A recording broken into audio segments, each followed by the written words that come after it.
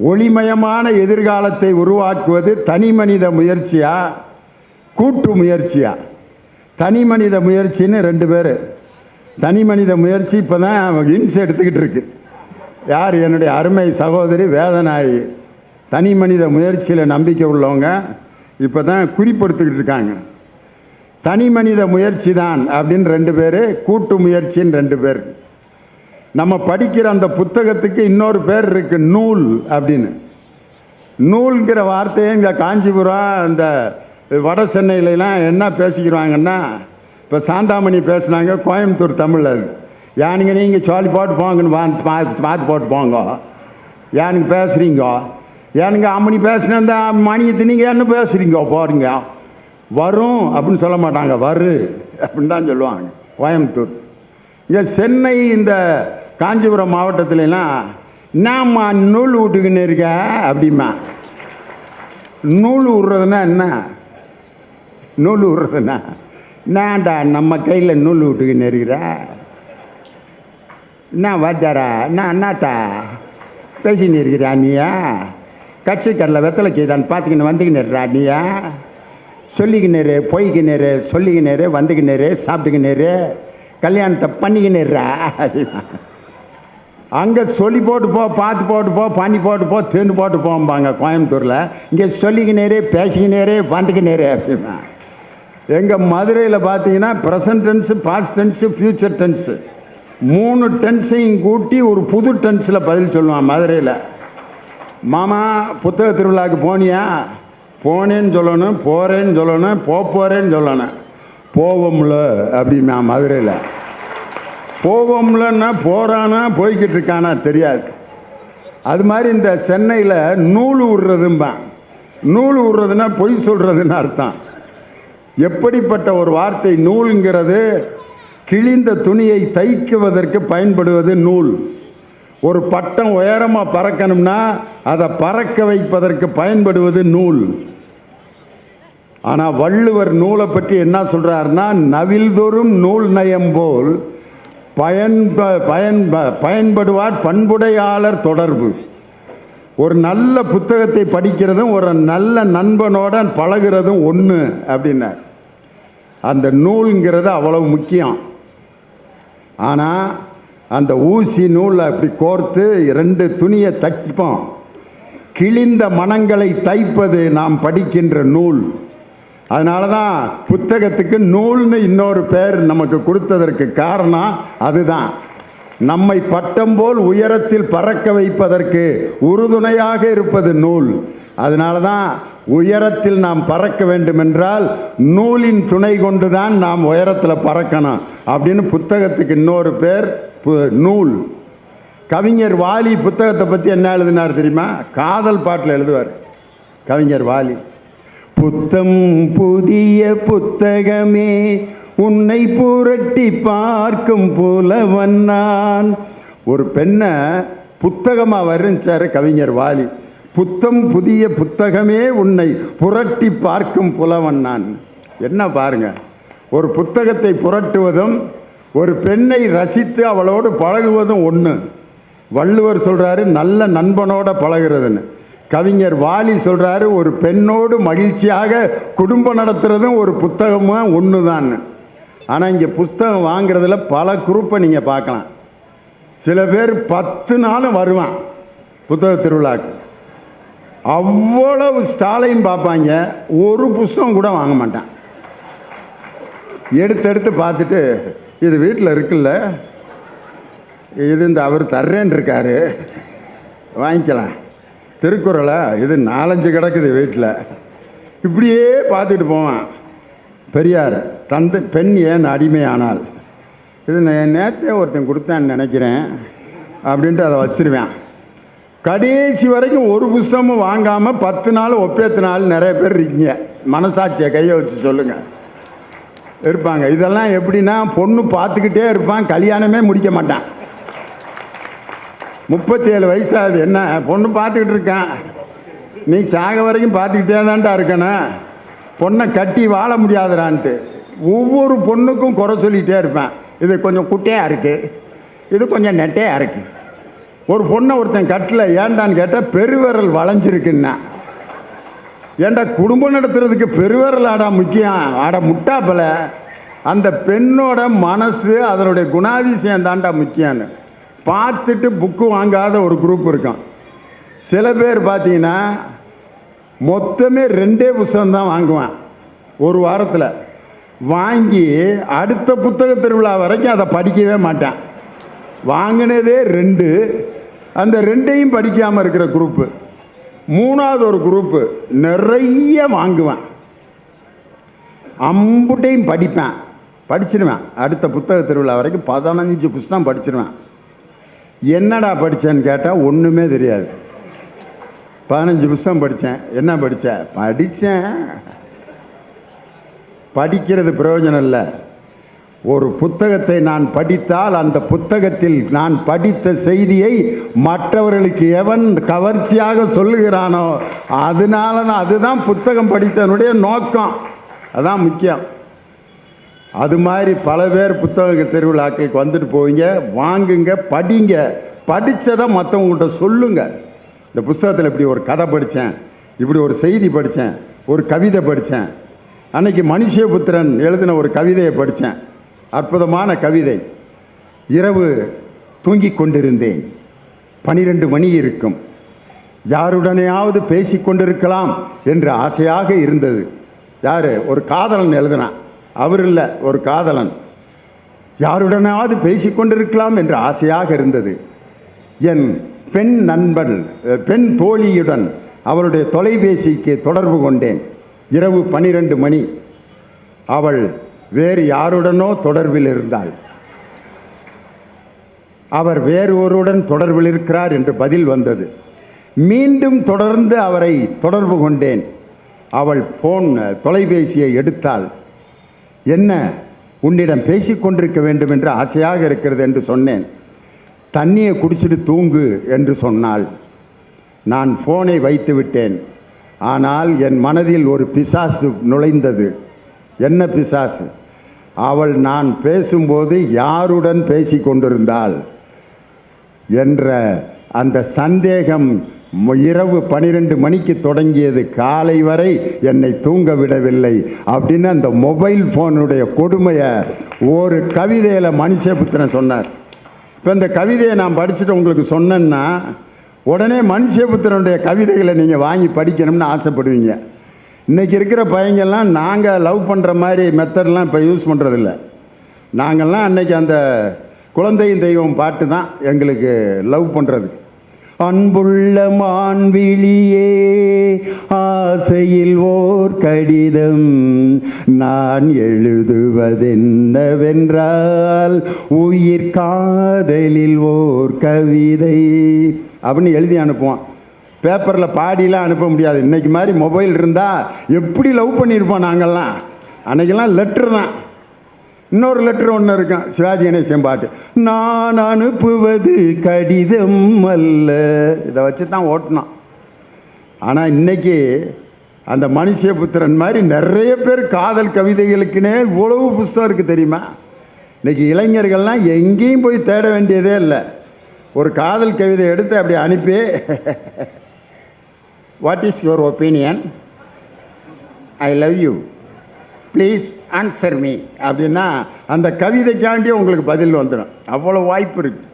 அதுக்காவது புத்தகத்தை படிங்க இளைஞர்களே. அது மாதிரி நல்ல ஒரு தலைப்பு இன்னைக்கு, ஒளிமயமான எதிர்காலத்தை உருவாக்குவது எது? மனித முயற்சி அப்படின்னு பேசுகிறதுக்கு 2 பேர். முதல் பேச்சாளராக வந்திருப்பவர் எங்களுடைய அருமை தம்பி கவிஞர் இனியவன். தனி மனித முயற்சியில் ரொம்ப நம்பிக்கை உள்ளவர். அவர் எப்படிப்பட்ட பேச்சாளர்னா, தமிழ் சினிமா இது கவிஞர்கள் என்ன பாட்டு எழுதினாலும் சரி, புரியாமையே எழுதினாலும் அதுக்கு விளக்கம் எழுதிடுவார். கெட்டிக்காரர். அதில் ஒரு பாட்டுக்கு எழுதினார் பாருங்க விளக்கம். கவிஞர் வைரமுத்து கண்ணீர் விட்டு அழுதுட்டார்.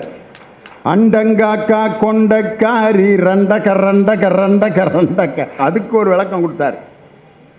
அண்டங்காக்கா கொண்டைக்காரி என்றால் என்ன? அது ஒரு பக்தி பாடல் அப்படின்னார். பக்தி பாட்டா? அண்டத்தை காப்பவள் மதுரை மீனாட்சி, அவள் அழகான கொண்டை போட்டிருப்பாள். 58 சொல்லுக்காரி, 5 எழுத்து மந்திரம், 8 எழுத்து மந்திரம். இந்த 2 மந்திரங்களுக்கும் தலைவனாக இருக்க பெருமாளினுடைய மனைவி 58 சொல்லுக்காரி, அச்சு வெல்ல பேச்சுக்காரி. சரின்னு சொன்னதுக்கு நான் கேட்டேன், ரண்டக்கன்னா என்னையா அப்படின்னதுக்கு ஒரு பதில் சொன்னார். ஒவ்வொரு கடவுளுடைய வீட்டுக்கும் போங்கள், அங்கே 2 அக்காக்கள் இருப்பார்கள். முருகனுக்கு 2 அக்கா, பெருமாளுக்கு 2 அக்கா, சிவபெருமானுக்கு 2 அக்கா. அதனால்தான் அந்த கவிஞர் ரண்டக்கான்னு எழுதினார். வைரமுத்து, டேய் சத்தியமாக இப்படிலாம் நான் நினச்சி எழுதலடா, உங்கள் ஆளு தான் ஐயா எல்லா பாட்டுக்கும் இப்படி விளக்கம் கொடுத்துக்கிட்டு இருக்கான். கவிஞர் இனியவன் ரொம்ப அற்புதமான பேச்சாளர். இன்னைக்கு அவருக்கு கல்யாணம் ஆகி 25 வருஷம் முடியுது. உண்மையிலே காஞ்சிபுரத்தில் செலிப்ரேட் பண்ணுறார். அவருடைய திருமண வாழ்க்கை 25 வருஷம் ஓட்டியிருக்காருன்னா சிரமம்தான் இந்த காலத்தில். இன்னும் அதே 25 வருஷம் மாதிரி இன்னும் பல ஆண்டுகள் அவர் மகிழ்ச்சியாக தன் திருமண வாழ்க்கையில் வாழணும்னு அன்போட அருமையான இந்த புண்ணிய பூமியான காஞ்சிபுரத்தில் இதை அறிவித்து அவருக்கு வாழ்த்து வாங்கி தரதில் எனக்கு மகிழ்ச்சி. அதற்கு அடுத்து அமர்ந்திருப்பவர் எங்கள் அன்பு சகோதரி வேதநாயகி அவர்கள். திருத்தணி கல்லூரியில் முதல்வராக இருக்கார், பிரின்சிபல். நாளை காலையில் அவர்கிட்ட லீவு கேட்குறதுக்கு ஒரு 10 பேர் வாசலில் உட்காந்துருப்பாங்க. அந்த அளவுக்கு பிரின்சிபலாக இருக்கிற அருமையான பேச்சாளர், நகைச்சுவை நாவன்மை மிக்க சிறந்த பேச்சாளர். அவர் 2 பேரும் தனி மனித முயற்சி, கூட்டு முயற்சி அப்படிங்கிற அணியினுடைய தலைவராக. சட்ட கலர் பார்த்தீங்களா?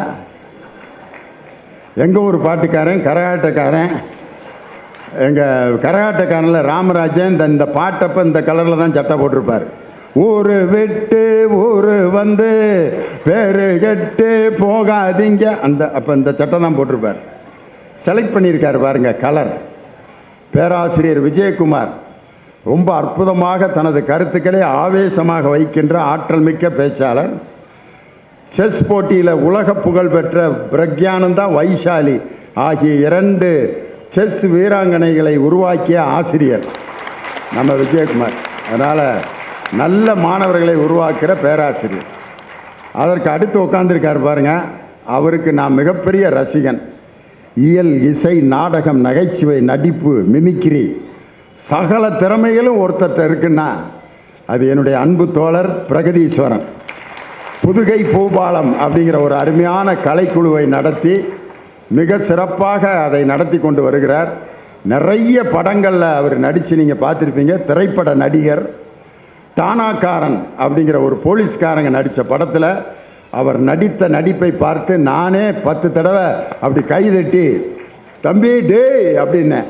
பக்கத்தில் இருக்கவங்கலாம் லியோனிக்கு ஏதோ ஆயிடுச்சு போல இருக்கு, திரையை பார்த்து பேசிகிட்டு இருக்காருன்ட்டு. என்னைய திரையை பார்த்து பேசி பைத்தியம் பிடிக்க வச்ச அளவுக்கு தன்னுடைய நடிப்பாற்றலை வெளிப்படுத்திய அருமையான திரைப்பட நடிகர் என்னுடைய அருமை தம்பி பிரகதீஸ்வரன். 4 பேர் ரொம்ப அருமையாக பேச போகிறாங்க. முதலாவதாக ஒளிமயமான எதிர்காலத்தை உருவாக்குவது தனி மனித முயற்சியே அப்படிங்கிற அணியை துவக்கி வைத்து தன்னுடைய கருத்துக்களை வழங்க உங்கள் பலத்த கரவொலியோடு அன்பு சகோதரி கல்லூரி முதல்வர் முனைவர் வேதநாயகி அவர்களை உங்கள் பலத்த கரவொலியோடு அன்போடு மேடைக்கு அழைக்கிறேன். வாங்க. நான் அது ரொம்ப அழகாக ஒரு தலைப்பு கொடுத்துருக்கீங்க, அற்புதமான மேடை அமைச்சு கொடுத்துருக்கீங்க. ஆனால் அவங்க 2 பேரையும் ஏன் தான் கூட்டிகிட்டு வந்தீங்கன்னு தான் எனக்கு தெரியல. ஒரு அணியில் பேசணும்லம்மா, பின்ன கூட்டிகிட்டு வந்தீங்கன்னா நான் என்ன பின்ன ஓட்டிக்கிட்டா வந்தேன், கூட்டிகிட்டு வந்தேன்ப்பா. நடுவர் அவர்களே, அருமையான புத்தக திருவிழா. இந்த புத்தக திருவிழாவினுடைய ஒரே ஒரு நோக்கம் என்ன தெரியுங்களா? எல்லா விழாக்களுக்கும் ஒரு திருவிழா அமைத்து நாம் கொண்டாடுகிறோம். ஆனால் புத்தகம் வாசிப்பவர்களுக்கு ஒரு திருவிழா இருக்கிறது என்று சொன்னால் அதுதான் நிச்சயமாக புத்தக திருவிழா என்பதிலே நாங்கள் மிகவும் பெருமையாக சொல்லக்கூடிய ஒரு விஷயம். நடுவர் அவர்களே, ஒரே ஒரு விஷயம்தான். ஒளிமயமான எதிர்காலம் இருக்கணும்னா தனி மனிதனுடைய முயற்சி தேவையா இல்ல கூட்டு முயற்சி தேவையா? அதானங்க ஐயா கேள்வி, அதான கேள்வி.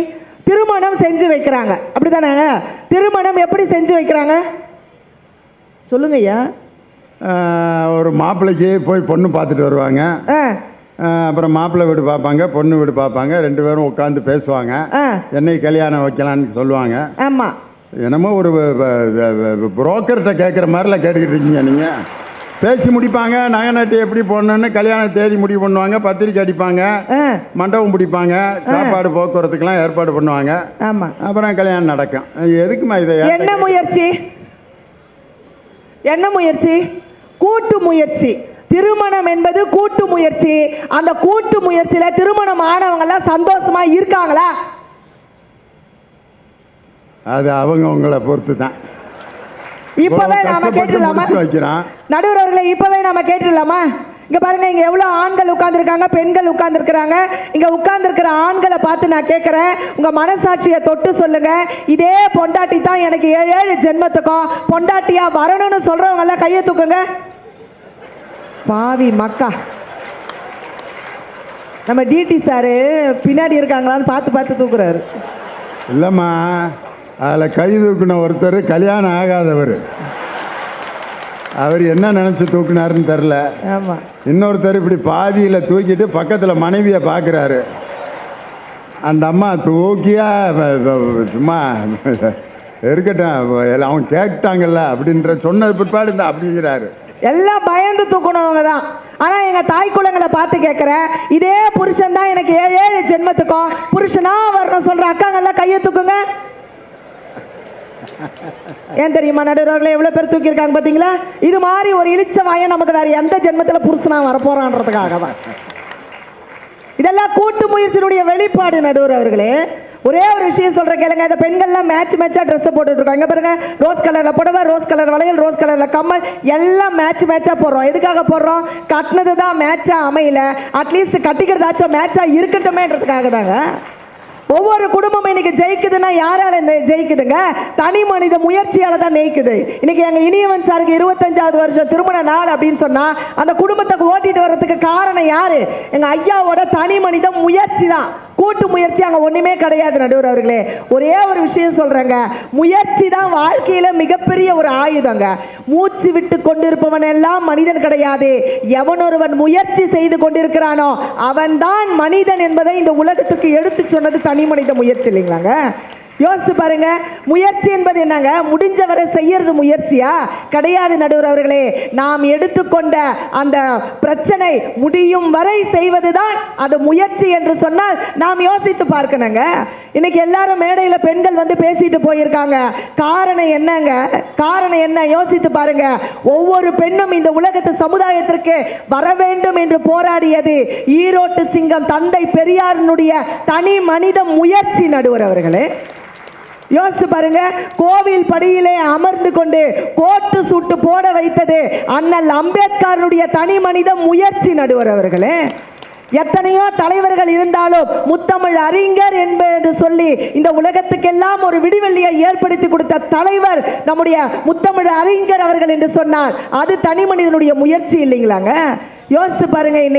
இன்னைக்கு கூட்டு முயற்சி என்ன பண்ணுதுன்னா, ஆன்மீகம் என்ற பெயரிலே பெண்களை தெய்வமாக்கியது, முதலாளித்துவம் என்ற பெயரிலே பெண்களை அடிமையாக்கியது. தனி முயற்சி என்கின்ற திட்டம், புதுமை பெண் திட்டம் என்ற திட்டத்திலே தான் பெண்களை எல்லாம் தலைவியாக்கி அழகு பார்த்தது என்று சொன்னால் அது தனி மனிதனுடைய முயற்சி தான் நடுவர் அவர்களே. யோசித்து பாருங்க. இன்னைக்கு பெருந்தலைவர் காமராசர் ஐயா கிட்ட போய் கேட்டாங்களாம், ஐயா உங்களை பத்தி நான் ஒரு படம் எடுக்க போறேன், இதுவரையும் நீங்க செய்த சாதனைகளை பற்றி எடுக்க போறேன்னு சொன்னப்ப பெருந்தலைவர் காமராசர் ஐயா என்ன தெரியுமா சொன்னாரு? அதுக்கு எவ்வளவு ரூபா செலவாகும்னு சொல்லி கேட்டாரு. அப்ப இருக்கிறவங்க சொன்னாங்க, ஐயா அதுக்கு 3 லட்சம் ரூபாய் செலவாகும்னு சொன்ன உடனே பெருந்தலைவர் காமராசர் ஐயா சொன்னாராம், அந்த 3 லட்சம் ரூபாய் ஏன்ட்ட கொடுங்கய்யா, நான் 3000 பள்ளிக்கூடங்களை திறப்பேன் என்று சொன்னார் என்று சொன்னார். அது தனி மனிதனுடைய வெற்றி தானங்க. அந்த முயற்சி இல்லைன்னா இன்னைக்கு ஒண்ணுமே பலிக்காது நடுவர் அவர்களே. இன்னைக்கு கூட்டு முயற்சி உலகத்துல எப்படிங்க இருக்கு? யோசிச்சு பாருங்க. டிவி ஆன் பண்ணா போதும், ஒரே பிரச்சனை தான். பிரபு வராரு, நேரா வந்த உடனே தங்கம் வாங்குங்கள் அப்படின்னு சொல்றாரு. அடுத்து விக்ரம் வராரு, என்ன சொல்றாரு? நகையை அடகு வையுங்கள் அப்படின்னு சொல்றாரு. அடுத்து ராதிகா அம்மா வராங்க, வித்துடு. நீ வாங்குன்னு சொல்றியா, இல்ல அடகு வையின்னு சொல்றியா, இல்ல வித்துடுன்னு சொல்லியா? ஊரை எப்படியெல்லாம் ஏமாத்துறாங்க பாருங்கய்யா. அதை விட இன்னொருத்தர் வராரு, யாரு? சூர்யா வராரு. நான் இன்னும் இளமையாக இருப்பதற்கு காரணம் சன்ரைஸ் காஃபி தூள் தான் அப்படிங்கிறார். அவரோட தம்பி கார்த்திக் வராரு, நான் இன்னும் இளமையாக இருப்பதற்கு காரணம் ப்ரூ காஃபி தூள் தான் அப்படிங்கிறார். அவங்க அப்பா சிவகுமார் ஐயா வராரு, நான் இன்னும் 75 வயதிலே இளமையாக இருக்கிறேன் என்று சொன்னால் நிலவேம்பு கஷாயம் தான். நான் எதை குடிக்க? யோசிச்சு பாருங்க. இந்த கூட்டு முயற்சி என்பது நாட்டில் பிரச்சனையை ஏற்படுத்துது நடுவர் அவர்களே. இந்த உலகத்திலே உயர்ந்த உணவு எது நினைச்சிட்டு இருக்கீங்க? உலகத்திலே உயர்ந்த உணவு எது தெரியுமா? ஒரு மனிதனுடைய வியர்விலே சிந்திய உணவு தான் இந்த உலகத்திலே உயர்ந்த உணவு என்று சொன்னால் அதுதான் தனி மனிதனுடைய முயற்சி நடுவர் அவர்களே. நம்ம காஞ்சிபுரம் காமாட்சி அம்மன் கோயில்ல ஒரு அம்மா உட்கார்ந்து பூக்கடையில் பூ வித்துக்கிட்டு இருக்காங்க. ஒரு நாள் ஒருத்தர் டெய்லி வந்து அந்த அம்மா கிட்ட பூ வாங்குவாரு. அவருக்கு குடும்பம் கிடையாது, சாமி கும்பிடுகிற வழக்கம் கிடையாது, அவருக்கு காதல் மனைவியும் கிடையாதுங்க.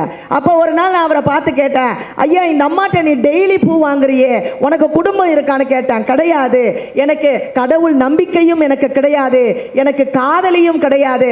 அப்புறம் ஏன் அந்த அம்மா கிட்ட டெய்லி பூ வாங்குறேன்னு கேட்கிறப்ப அந்த பெரியவர் சொன்னாரு, அவள் ஊனமுற்றவள் என்பதற்காக நான் அந்த பூவை வாங்கவில்லை. நான் எதற்காக தெரியுமா பூ வாங்குகிறேன்? அவள் இந்த உலகத்திலே இன்னும் உழைப்பை நம்புகிறாள் என்ற ஒரே ஒரு காரணத்திற்காக பூ வாங்குகிறேன்னு சொன்னார். யோசித்து பாருங்க. தனி மனிதனுடைய முயற்சி தான் உலகத்திலே ஒளிமயமான எதிர்காலத்தை நமக்கு உருவாக்கி தரங்க. ஈரோடுக்கு பக்கத்தில் சித்தோடுன்ற ஒரு கிராமத்தில் நிகழ்ச்சிக்காக போயிருந்தோம். நிகழ்ச்சி முடிச்சுட்டு நாங்கள் மேடையை விட்டு கீழே இறங்குறப்ப 2 காலம் நடக்க முடியாத ஒரு பையன் உட்கார்ந்து அழுதுகிட்டு இருந்தான். அப்போ அந்த பிள்ளைய பார்த்து நான் கேட்டேன், ஏன் தம்பி அழுவுற? இந்த நிலைமைக்கு காரணம் உங்க அப்பா அம்மாவா? அதை நினைச்சு நீ வருத்தப்படுறியான்னு கேட்டேன். இல்லக்கா நான் அதுக்காக வருத்தப்படலைன்னு சொன்னா. சரி, மற்ற பிள்ளைங்க மாதிரி நீ ஓடி ஆட முடியலையா, அதுக்காக நீ வருத்தப்படுறியான்னு கேட்டேன். இல்லக்கா நான் அதுக்காக வருத்தப்படலைன்னு சொன்னா. வேற எதுக்காக தம்பி நீ அழுதுகிட்டு இருக்கன்னு சொல்லி கேட்கிறப்ப என்னுடைய நாட்டின் தேசிய கீதம் பாடப்படுகின்ற பொழுது என்னால் எழுந்து நிற்க முடியவில்லை என்ற காரணத்திற்காக அழுவுறேன்னு சொன்னான். நாடு தன்னை கௌரவப்படுத்த வேண்டும் என்று எண்ணாமல் நாட்டை கௌரவப்படுத்துகின்ற அந்த இளைஞர்கள் வாழ்கிற நாடு தான் நம்முடைய தமிழ்நாடு நடுவர்களே. அதனால தான் அழகா சொன்னா, உன் கையை நம்பி உயர்ந்திட பாரு, உனக்கு எது இருக்கு ஒரு வரலாறு, உனக்குள்ள சக்தி இருக்கு அதை உசுப்பிட நீ பாரு, சுபவேலை மாலை நாளை சூடிடு, அட எவனுக்கு என்ன குணம் எவனுக்கு என்ன கண்டதில்லை ஒருவருமே, ஒரு விதைக்குள்ள அடைப்பட்ட ஆலமரம் கண்விழிக்கும் அதுவரை பொறுமனமே, சிங்க நடை போட்டு சிகரத்தில் ஏறு. எவ்வளவு அழகா கொடுத்தா நடுவர். யோசிச்சு பாருங்க. தனி மனித முயற்சி என்பது சாதாரணமான விஷயமாங்க. இந்த உலகத்திலேயே யார் மிக சிறந்த பெண்மணி? யோசிச்சு பாருங்க. எல்லாரும் நம்ம யாரை தேடுறோம்? ஒரு பொண்ணுக்கு மாப்பிள்ளை பார்க்கறோம்னா, இல்ல ஒரு பையனுக்கு ஒரு பொண்ணை பார்க்கறோம்னு சொன்னா எப்படிப்பட்ட மாப்பிள்ளையை பார்ப்போம்? பையன் ஒழுக்கமா இருக்கானா? அப்படித்தானங்க ஐயா? பையன் ஒழுக்கமா இருக்கானான்னு பார்க்கிறோம். அந்த ஒழுக்கத்திற்கு யார் காரணம்? இந்த உலகத்திலே யார் மிக சிறந்த பெண்மணி என்று கேட்டால், விண்ணிலே பிறந்த கல்பனா சாவ்லாவா என்று கேட்டால் கிடையாது. மண்ணை எல்லாம் ஆண்ட ஜான்சி ராணியா என்று கேட்டால் கிடையாது. யார் தெரியுமா? இந்த உலகத்திலே மிக சிறந்த பெண்மணி எவள் ஒருவள் தன் குழந்தைகளை ஒழுக்கமாக வளர்க்கிறாளோ அவள் தான் இந்த உலகத்திலே மிக சிறந்த பெண்மணி நடுவர். தனி மனிதனுடைய முயற்சியால தான் அந்த குழந்தை ஒழுக்கமா வளருதுன்னு சொன்னா யோசித்து பாருங்க. இன்னைக்கு ஏன் தெரியுமா எல்லாரும் படிங்க, புத்தகத்தை வாசிங்கன்னு சொல்றோம்? யோசித்து பாருங்க. என் அம்மா ஊதுகோலிலே அடுப்பை ஊதி கொண்டிருந்தார். இன்று நான் எழுதுகோல் வைத்து நான் எழுதி கொண்டிருக்கிறேன். நாளை என் பிள்ளை இந்த உலகத்திலே செங்கோல் புரிந்து ஆட்சி புரிய வேண்டும் என்பதற்காகத்தான் எல்லா குழந்தைகளையும் படிங்கன்னு சொல்லிட்டு இருக்கோன்னு சொன்னா யோசித்து பாருங்க. படிப்பு என்பது சாதாரணமான விஷயம் கிடையாது நடுவர் அவர்களே. அது தனி மனிதனுடைய முயற்சியால் மட்டும்தான் அது வருங்க. இன்னைக்கு ஒரே ஒரு விஷயம் சொல்றேங்க. வகுப்பிலே மதிப்பெண் குறைஞ்சா நம்ம பிள்ளைய திட்டுறோங்க. வகுப்புல மதிப்பெண் குறைஞ்சா நம்ம பிள்ளைய திட்டுறோம். வாழ்க்கையிலே மதிப்பு குறையாமல் வாழ்பவன் எவனோ அவன் தான் இந்த உலகத்திலே ஜெயிக்கிறாங்க. எல்லாரும் என்ன சொல்றோம்? எல்லாரும் ஒண்ணா உட்கார்ந்து 1330 குறளை நம்ம சொல்லி கொடுக்கிறோமே, அது பெருமை கிடையாது. எவனொருவன் ஒரு குறள் படி வாழுகின்றானோ அதுதான் இந்த உலகத்திற்கு பெருமை. நடுவர் அவர்களே, அந்த பெருமையை சொல்லி கொடுக்கிறது எதுங்க? நம்முடைய தனி மனிதனுடைய முயற்சி தானே. குறள் படித்து வாழ வேண்டும், குறள் படித்து நடந்தது கூட்டு முயற்சி, குறள் படி நடக்க சொன்னதுதான் தனி மனிதனுடைய முயற்சி. நடுவர் அவர்களே, நேதாஜியையும் காந்திஜியையும் பாரதியாரையும் படிக்க சொன்னது கூட்டு முயற்சி. நேதாஜியாகவும் பாரதியாகவும் காந்திஜியாகவும் வாழ சொல்வதுதான் தனி மனிதனுடைய முயற்சி. நடுவர் அவர்களே, யோசித்து பாருங்க. ஒரு கிளையில ஒரு பறவை உட்கார்ந்து இருக்குன்னு சொன்னா, அந்த பறவை அந்த மரத்தை நம்பி அங்க உட்கார்ந்து இருக்கு, அந்த மரத்தில் இருக்கிற கிளைய நம்பியா உட்கார்ந்து இருக்கு, அதனுடைய சிறகுகளை நம்பி உட்கார்ந்து இருக்கிறது என்று சொன்னால் அதுதான் தனி மனிதனுடைய முயற்சி. நடுவர் அவர்களே, இந்த உலகத்திலேயே யார் அறிவு மிக்கவர்கள் தெரியுங்களா? யார் அறிவு மிக்க ஒரு மனுஷனை நாமெல்லாம் 6 அறிவு படித்த மனுஷனுங்களா? கிடையாது. நடுவர் அவர்களே, மெய்யை மட்டும் உணர்ந்தால் அது ஓரறிவு, மெய்யையும் வாயையும் சேர்ந்து உணர்ந்தால் அது 2 அறிவு ஜீவன். மெய், வாய், மூக்கு இது 3ஐயும் உணர்ந்தால் 3 அறிவு ஜீவன். மெய், வாய், மூக்கு, கண்ணு இது 4 அறிவு ஜீவன். மெய், வாய், மூக்கு, கண்ணு, செவி இது 5 அறிவு ஜீவன். மெய், வாய், மூக்கு, கண்ணு, செவி, மனம் இது 6 அறிவு ஜீவன். நடுவர் அவர்கள், நாமெல்லாம் 6 அறிவு ஜீவன். இதுக்கு மேல ஒரு விஷயம் இருக்கு, 7ஆம் அறிவுன்னு ஒன்று இருக்கு. அவங்க யார் தெரியுமா? 7ஆம் அறிவு படித்தவர்கள் யார் தெரியுமா? இந்த சமூகமும் நம்மளை சார்ந்தவர்களும் சிறப்பாக இருக்க வேண்டும் என்று நினைப்பவர்கள் தான் 7ஆம் அறிவு படித்தவர்கள். நடுவர் அவர்கள் தான் யார் என்று சொன்னால், தனி மனிதனுடைய முயற்சியிலே வெற்றி கண்டவர்கள். நம்முடைய மேதகு APJ அப்துல் கலாம் ஐயா அவர்கள், பெருந்தலைவர் காமராசர் ஐயா அவர்கள், முத்தமிழ் அறிஞர் கலைஞர் ஐயா அவர்கள், ஈரோட்டு சிங்கம் தந்தை பெரியார் அவர்கள் என்று பல தலைவர்கள் என்று உருவாகி இருக்கிறார்கள் என்று சொன்னால் இதெல்லாம் தனி மனிதனுடைய கூட்டு முயற்சி தான் தவிர, இது தனி மனிதனுடைய முயற்சியை தவிர கூட்டு முயற்சி கிடையாது. நடுவர்களே, அவங்க 2 பேர் இருக்காங்க பார்த்தீங்களா, அவங்க சாதாரணமானவங்க கிடையாது. நடுவர்களே, ஒரு ஆணி நேரா இருந்தா சுத்தியலுக்கு பிடிக்காது. ஏன்னா அந்த சுத்தி என்ன பண்ண, அந்த ஆணியை கோணையா மாற்றி தான் அது வேலையை காட்டாது. அதே மாதிரி நேர்மையா 2 பேர் இருக்கிறவங்களை பார்த்தா இந்த சுத்தி இருக்கிறவங்களுக்கே பிடிக்காது. நடுவர் அவர்களே, அப்படிப்பட்ட ஒரு கூட்டு முயற்சியில தான் அவங்க உட்கார்ந்துருக்காங்க. நான் ஒரே ஒரு விஷயத்தை சொல்லி முடிக்கிறேன். நடுவர் அவர்களே, இப்ப சமீபத்தில் பூரணம் அம்மாள் அப்படிங்கிற அந்த அம்மாக்கு தர்ம தேவதைன்னு ஒரு விருது கொடுத்தாங்க.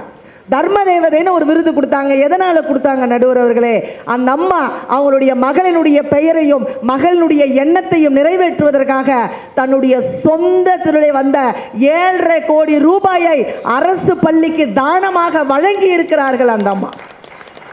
யோசித்து பாருங்க, கூட்டு முயற்சியால் செய்ய முடியாத ஒரு விஷயத்தை அரசு பள்ளிக்கு 7.5 கோடி ரூபாய் கொடுத்து அவர்கள் உதவி இருக்கிறார்கள் என்று சொன்னால் தனி மனிதனுடைய அந்த அம்மாவை பார்த்து எல்லாரும் கொடுக்க முன்வராங்க. நடுவர் அவர்களே, அதுதான் தனி மனிதனுடைய முயற்சிக்கு வெற்றியாக காரணம் என்று சொல்லி இந்த அற்புதமான வாய்ப்பை வழங்கிய அனைத்து நல்ல உள்ளங்களுக்கும் நன்றி பாராட்டி, வெள்ளூர்னா ஒன்றுபுறம், வெள்ளூர்னா ஒன்றுபுறம், திருச்சின்னா சமயபுரம், எஃபெக்டிவான ஆடியன்ஸ்னா அதுதான் காஞ்சிபுரம் ரசிக பெருமக்கள் என்று சொல்லி வாய்ப்பளித்த நல்ல உள்ளங்களுக்கு நன்றி பாராட்டி விடைபெறுகின்றேன். நன்றி, வணக்கம்.